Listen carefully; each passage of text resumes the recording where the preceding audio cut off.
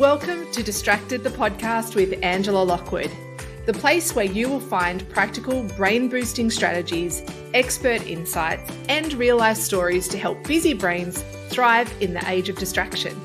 Let's go. Welcome to Distracted. I'm Angela Lockwood. Thank you so much for joining me today. Today I am joined by Josh Hall. Now this is going to be a really great conversation actually, because he is a high performance lead with the Gold Coast Suns Academy for Aussie Rules. So AFL, most people would know that as. But Josh also comes to us with a whole range of other sporting background. He is a clinical exercise physiologist, has a master's in high performance. He was a national high jumper, set to go to the Olympics. He's all this wonderful story. He is a dual professional athlete in both rugby league with the Penrith Panthers, as well as the Gold Coast Suns Academy, Gold Coast Suns player. Oh my gosh, I just got so tongue-tied then, Josh, because it is such an impressive background. I even tripped over myself there, but I would love to welcome you because we have so much to talk about. Welcome to Distracted. Oh, thank you. It's very exciting to be on. Yeah, thank you. And I was sort of like trying to read through your bio then and remember it. And it is such an impressive background. So no wonder you're in the position that you're in with the Gold Coast Suns Academy, which we will get to. What I'd really love to talk to you about, you have so much expertise in this professionally, but also personally in what it takes to be an elite athlete, what it takes to be an elite athlete in multiple sports, and also as a kid, what it was like for you. So I'd love to jump into that before we get into some of that work that you're doing with elite athletes now. What was it like being a young kid who obviously was talented in sport, athletics? What were the things that you had to do in order to basically compete at really high levels? Yeah, to be honest, it's sort of hard to pinpoint any one thing.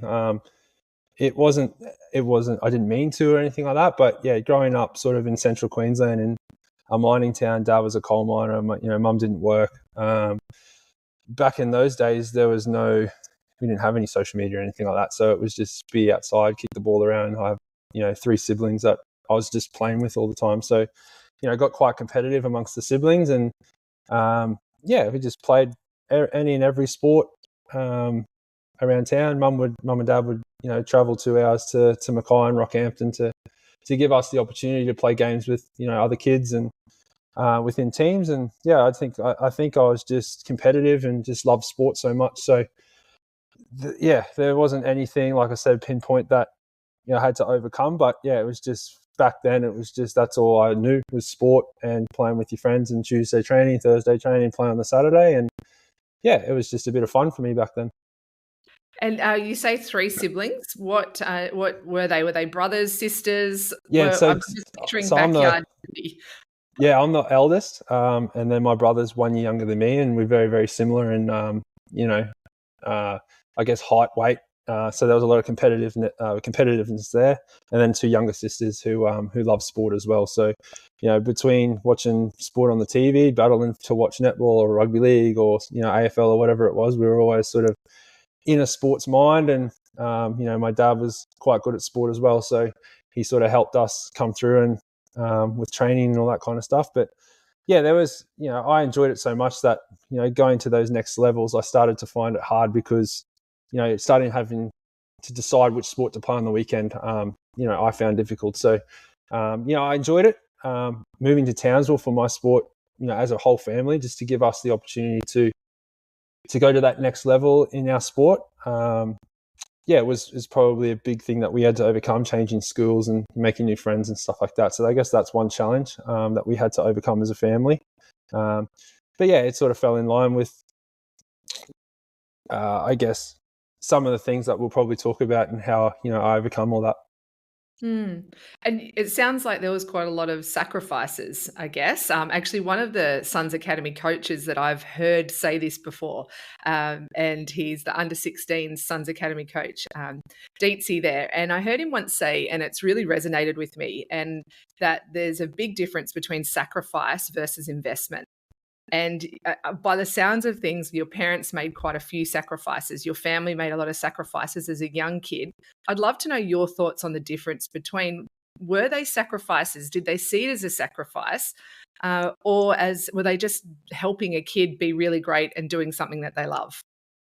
Yeah, it's definitely it's definitely, I guess some people call it a sacrifice, but yeah, I definitely saw it as an investment. I wouldn't be where I was today without, my family and making those hard decisions back then. I doubt that my siblings would also be in there. They wouldn't be where they are without it as well. So, we made the decision as a family. It was never someone who just made the decision. It was always, we sat down and discussed it, and, um, you know, the word investment wasn't used, but yeah, I definitely, now looking back on it, was definitely an investment. And I try to, if someone has a hard decision coming up, it's always we always sit them down and try to give them all angles and all the information so that they can make an informed choice. And yeah, use it as I guess, an investment chat rather than, oh, you got to sacrifice this, you got to sacrifice that, you can't do this anymore, you can't do that anymore. But yeah, those decisions are hard on young kids and families. So yeah, we try to give them as much support as we can. What were some of those things that I guess you had to say no to as a kid? So you were on the track to being a really top, you were a top high jumper. I guess being 6'6", that probably lends itself really well to being a great high jumper. But what were some of the things that you had to do as a child to say no to, maybe to your friends or to other opportunities?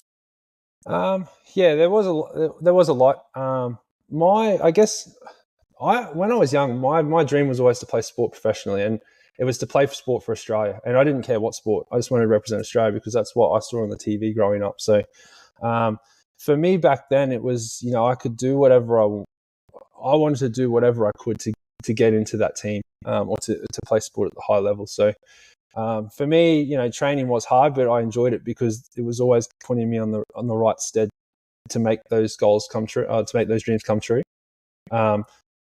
But it was more, the decisions that came around when I started turning 15, 16, 17, and, friends were doing one thing, and I was invited to do those things, but I had training on. For me, it was an easy decision. Some things I did, I guess, sacrifice to get to where I am today. But I think it was more, I think it was something deep down. My desire to reach my goals was always at the forefront of my decision making, which made it an easy decision in the end for me. But yeah, it's just something that I guess individuals, everyone has a different maturity level at that age, and I felt like this stuff that I had to go through in moving homes and moving schools and making new friends and all that kind of stuff, I think put me in good stead to make those decisions. But I guess all those difficult decisions or just decisions that you had to make, what did that teach you about yourself being as a young kid? Yeah, I think, and I'll go into this a little later, but it's something that I learned at a young age, is that I'm in control of my career. No one else. I felt empowered back then that everything was my decision. There was no one putting too much pressure on me. I had pressure on coming from different sports, and you have to start making a decision on what you want to do. But I always felt that I was in control, and it's hard to. I guess it's hard for kids these days because there's so many more academies and there's so many more high professional institutions that are chasing kids that, multi-sport, all that kind of stuff. So back then I didn't really have that. So for me, it was always this, what my decision is going to get me to my end goal. And I'm in control of my career. So whatever I do, whether it's elite habits or whether it's, going to sleep tonight because I got a competition tomorrow, they're all my decisions. And if I get to the end of the road and I didn't make the team, or I didn't perform well in that competition, I always go back to okay, well, what decisions did I make in the lead up to that, and were they good decisions? And that's what I try to do here at the Suns as well, is empower the kids to make sure that, or educate them on making sure that they're empowered in making the right decisions and the elite habits, developing the elite habits so that they can put themselves in the right position to perform well on the weekend. So, Josh, do you think that it's that nature versus nurture debate, right? Did you grow up in a family that gave you choice and gave you that ability to take control of your own decisions? Or do you think that was an innate thing that you also just had? Or was it the combination of the two? Yeah, tough. that's a tough question to sort of answer. I think it was a combination of the two. Like my nature, I'm very relaxed. I don't take things too seriously. So if something goes wrong, I learned at a young age that I can only control what I can control. And because I think what helped that was that I was exposed to some high performance teams at a young age. And that was instilled and educated to me at a young age. And we didn't have the internet ready on hand with, iPhones and stuff like that these days, where they can just research, how do I become better? What sleep does for me in performance wise, where back then I had to really go and have a look and, search for the right mentor who could teach me those things. And I was just lucky enough that, there was a few high performance teams that I was in that I was able to educate myself and put myself into like-minded other athletes, and the staff, they were all very accommodating and supportive and very willing to make me better. So, yeah. In your role now as the high performance lead with the Gold Coast Suns Academy, I guess it's a bit of a full circle for you, isn't it? Just listening to you then, you're now taking the role of the mentors to younger athletes.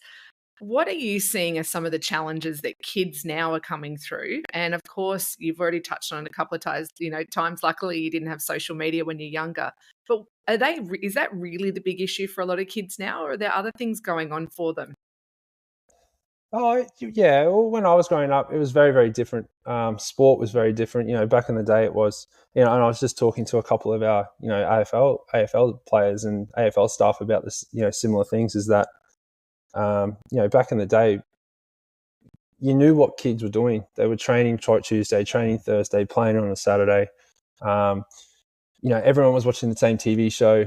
Everyone was going to school talking about the same stuff. Where these days, we got our 16 to 18-year-olds that come in, and we have no idea what else that, there's the wide variety of things that they can be doing, with streaming services and, all the social media stuff. It's just so much stuff they have access to these days.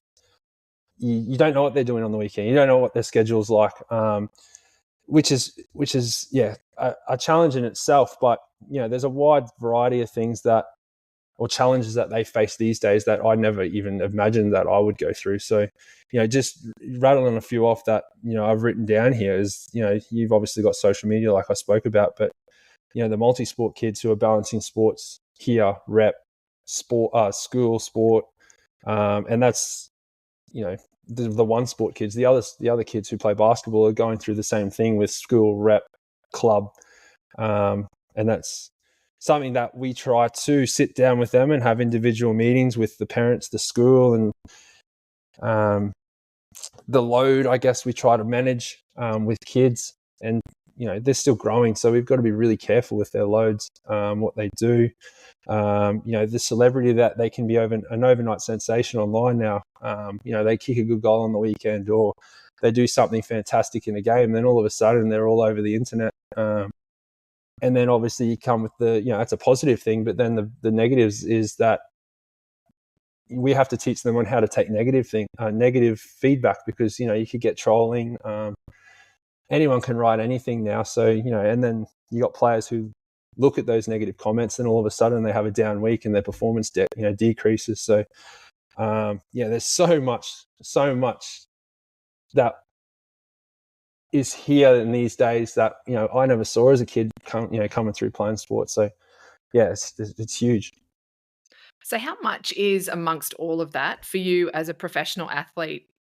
As you've been a professional athlete, working with professional athletes, how important is mindset and maintaining focus on what your own goals are? How important is that? And what do you do to help foster that with our kids? I think it's nearly the most important thing. It's teaching kids to, like I said before, trying to empower them that they're in control of their career. And if mindset's that important, we need to coach these kids on how to have really good and positive mindsets and strong mindsets. Here at the Suns, our purpose is to grow people, not players. And it's not just about building good footballers, but building good people so that they can go on. 95% of our kids in the academy won't get drafted or won't go on to the higher level. So, we want to build really robust people who leave the academy and go on to achieve success in whatever they do. So it's not just about being and having a good mindset on the field, but off the field as well. And that comes back to not just training and performance and, pushing yourself on the field, but building good elite habits off field. And I've listened to a few of the podcasts that you've done in the past about, being courageous and the fear stuff and just elite habits around your phone and bedtimes and sleep and how that impacts your performance. There's so much research that goes into how just sleep alone is starting to impact kids' performance and stuff. So and that's we've got nutrition to talk about, we've got the social media use that people use, that kids use. Well-being is such a big thing and an emerging topic in young kids now. So there's so much that we have to educate these kids on, but it comes back to their mindset and it comes back to empowering them to, and I keep saying it, is they're in control of their career. So So could you share a couple of things of it? If people are listening going, okay, I've got a child who I know it wants to be a professional athlete one day, they have aspirations, or even if there's an athlete listening themselves going, I need to get myself back on track a little bit.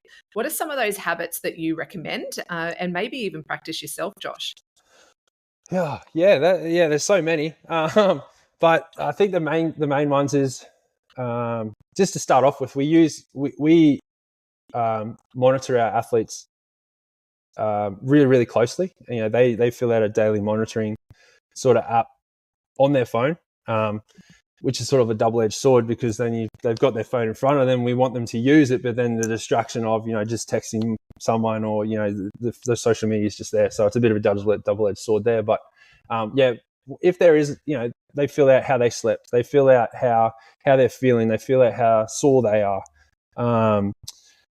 And then from that, if it does flag that they're feeling a bit under the weather, that's just a conversation starter with us, and we'll approach the athlete with, it might be just a small thing that, we had something last night and I didn't get home till a certain hour, therefore the sleep was interrupted or something like that. But if there is something that flags for ongoing days, we can investigate. And it might be a phone home to the parents to say, look, we have, Jake, and he's, had a rough week of sleep. What's going on? Is there anything that we can help with and offer support with?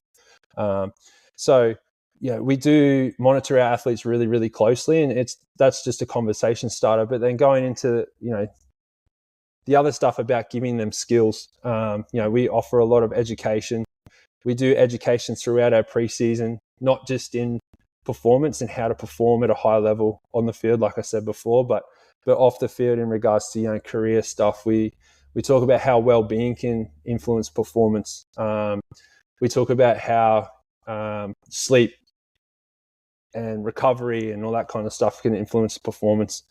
As along the lines of what we've discussed previously, but there's so much that goes into it. What else do we do? We do a big education piece on controlling your career and how that looks. And use case studies on certain players that have been in the system and got drafted, but then they're out within a year or two just because their elite habits aren't up to scratch at the AFL level. A lot of the stuff we do here, we try to align with the AFL and the AFLW and what they do day in, day out, and their standards. We try to hold these kids at that sort of standard as well and show them what that is so that they can live and breathe it.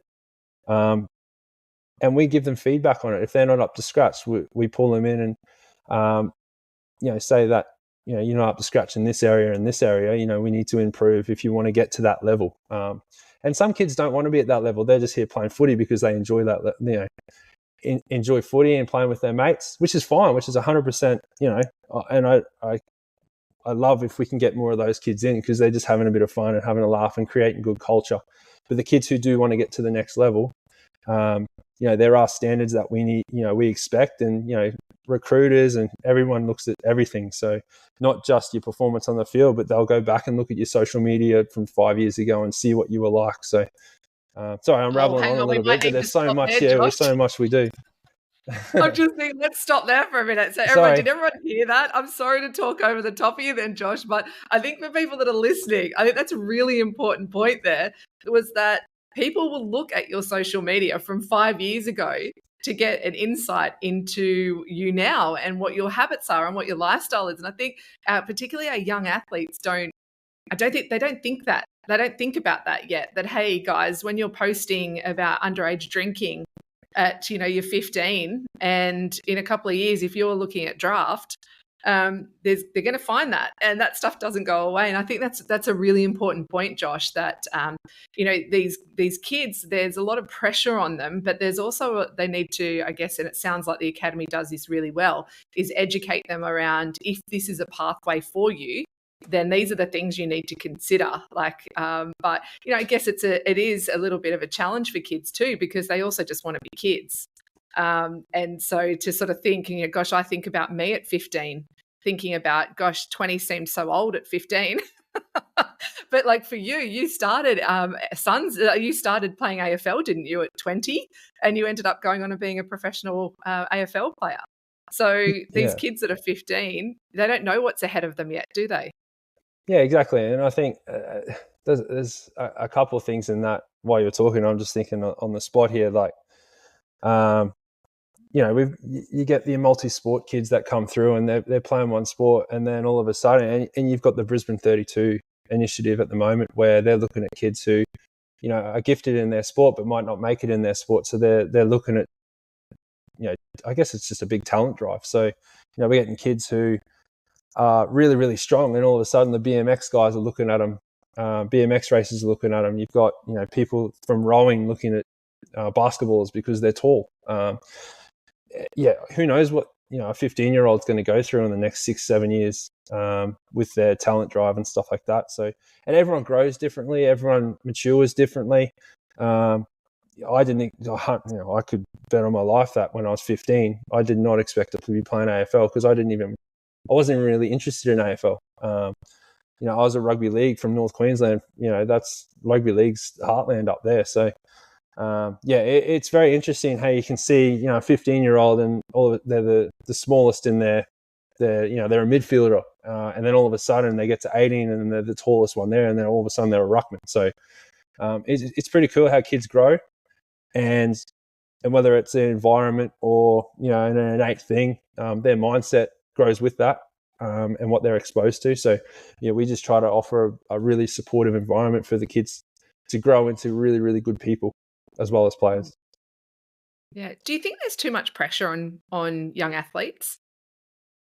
I think it's hard. I think there's a lot of pressure. There's a lot of pressure, and it comes from a variety of areas. And like I said before, there's every man and his dog's offering some sort of academy or excellence program. It was hard up in North Queensland because there was none. It seems like the Southeast is becoming really, really dominant with sporting excellence. And you're sort of not seeing that up in, Cairns, Townsville, Mackay. Those kids in our academy, which is our area and our hubs up there, don't have the same access as the kids on the Gold Coast and Brisbane with the Lions as well. So we try to, I guess, mitigate that by offering them programs. And, we go up every so often to try to meet with those kids so that if they do end up getting talent ID'd and come down here, they're not behind. They can sort of fit in with the structures in the program athletically and with their footy IQ. But yeah, you're right. There's pressure. There's pressure, and I think there's more pressure in regards to life in general, not just in sport, but because of the whether the internet, the amount of things that you have on offer. Everyone's got a phone in hand these days. Everyone's filming everything. Everyone's this and that. So, whether that's attributed to that, I don't know. But I feel like everyone's has a little bit more pressure than we did 10, 20 years ago. Yeah. Yeah. And touching on that a little bit, how do you in the academy particularly, how you see all these kids that are online now. They're on, sound like an old lady there, but all these kids that are online, but they're looking at these young kids are giving advice to young kids around nutrition and what their training schedule is. And they're putting photos of, these fit bodies, and they're saying, this is what I eat in a day and this is my training. How do you balance that or educate the athletes in the academy around balancing what they see online and the advice they get online with the expertise of the guys that are and the women that are in the academy? The people like yourself who actually know what they're talking about. Yeah, I hope that I know what I'm talking about. Thanks, but yeah, that's a hard one too. And obviously, you've got all if we call them influencers that are coming through with, social media and stuff. So, yeah, we try to keep it in line with, like I said, we try to align with the AFL and the AFLW, and most of the standards across, not just the Suns, but all the clubs are offering, really, really, obviously, really highly professional quality programs.